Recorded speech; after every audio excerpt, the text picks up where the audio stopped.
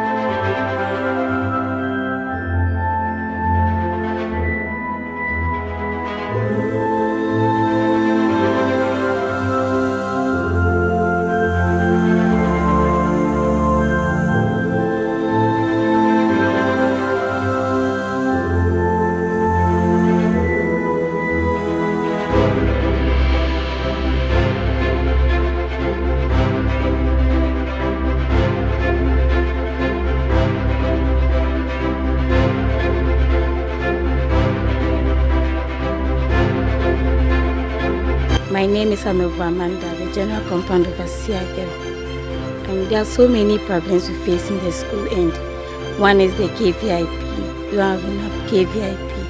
And we do what we term as wrap and throw. We defecate into rubber and then throw it. And then makes the compound very nasty. This is where we do it. We do it here too. And then we also defecate in an open place, which is very bad.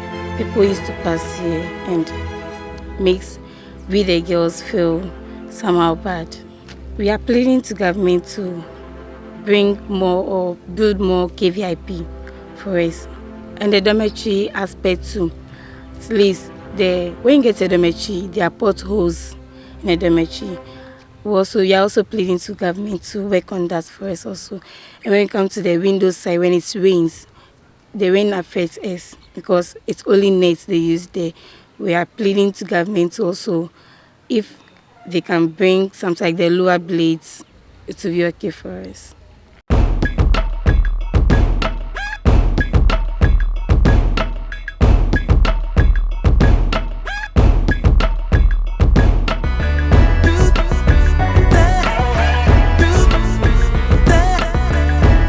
Some of the challenges we are facing is that we are not having adequate washrooms, which is very difficult. It's make the girls in the school resort to other ways of easing themselves rather than using the right and approved facilities. What is that? Our washrooms. Yeah, you mentioned of other ways. What other ways? Can you be specific? Some of them use the polythene bag to remove waste from their body, which is very bad as girls.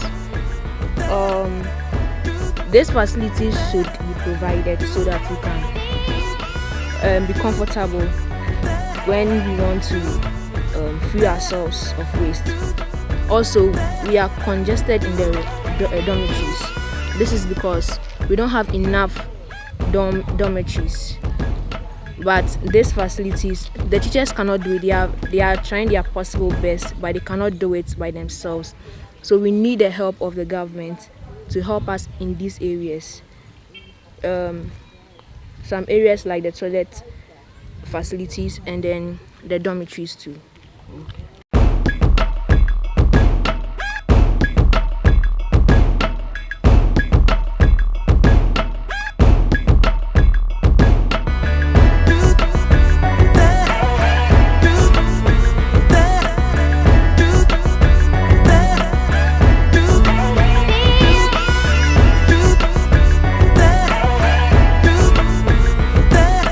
And then first of all, our main problem is our dormitories are choked and we have some few problems. So I'm going to show you around. First of all, if you look at the roof here, when it rains, this whole dormitory gets flooded. Like sometimes we have to go out, so because of the way the water gets here flooded. And then also when people come to school, we don't get, some people don't have beds to sleep on. We have to arrange our chop boxes and sleep on it. Sometimes we have to pet 2-3 people sleep on one bed because there's no beds or there's no space in the dormitory. And also sometimes we have problems with mosquitoes and some other insects such as bed bugs and other stuff.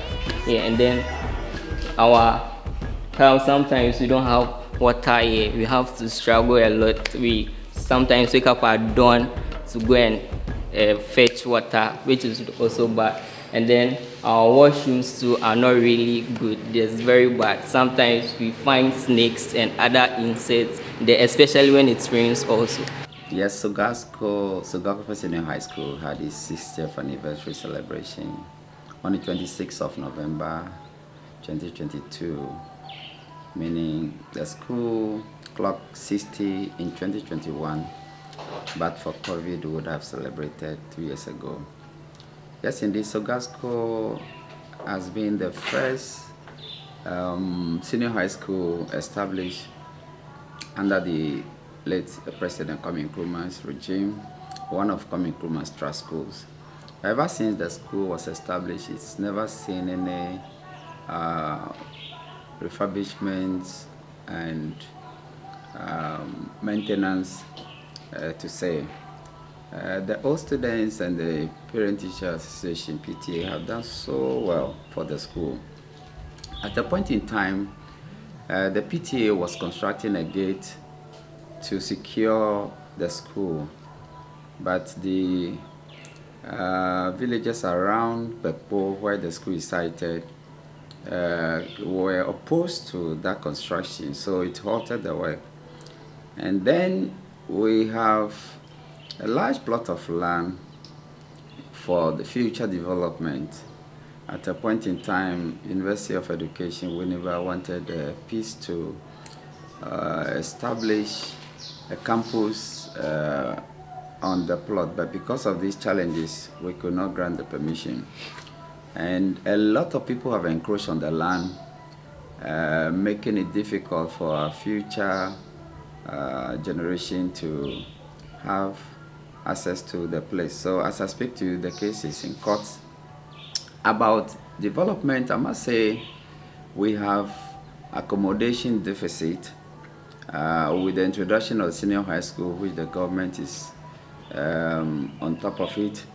We have not seen much in terms of accommodation, provision for accommodation.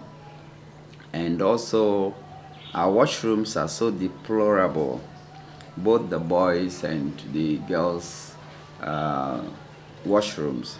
So during the anniversary, we were engaging corporate Ghana to support us in that respect, but none materialized. So as I speak to you, some of the students had to do pick and throw, which is a system they have adapted, especially the girls who don't have good washrooms whereby they can go to the toilet. Decent toilet is a challenge. So we are appealing to well-meaning Ghanaians and corporate Ghana to support the school in that quest. I must say that all students are doing their bit, looking at the maintenance and also some facilities they also come into support. Now, before the anniversary, we engage our Minister for Education. He received us, he promised to support us with a STEM facility, that is for the science block. And we were so excited, and it is also yet to materialize. I believe since it's his brainchild, he will do well to do that for the school, because Sogasco is one of the best schools in the region, and in the science and maths quiz last 2 years they came top. They were in the quarterfinals, and we feel the science education must be encouraged, and the other disciplines must be encouraged as well. So we want all Tom, Dick, and Harry to come to the aid of the school. So it is the first senior high school established under the Kwame Nkrumah's trust schools before the Central and North Tongu were carved out of South Tongu. And the acronym we have for the school is Lower Volta Varsity. So we are appealing to all many Voltarians also to support the school in that quest. Now, the next challenge is the school had been used as a thoroughfare to the nearby villages, and it has also brought about insecurity. The girls and the boys leave the school premises anytime, anyhow, which is very disturbing. So we've engaged the district assembly. The assembly is supporting us to have an access road for the villagers so that the school campus will never become an access or thoroughfare again. And so we are doing our bit trying to engage the community so they will understand, and we believe in the few months to come that will also become a reality. So we want to thank all who supported us during the anniversary, and we also made a request to the vice president of the land. He would have been the special guest of honor, but because of some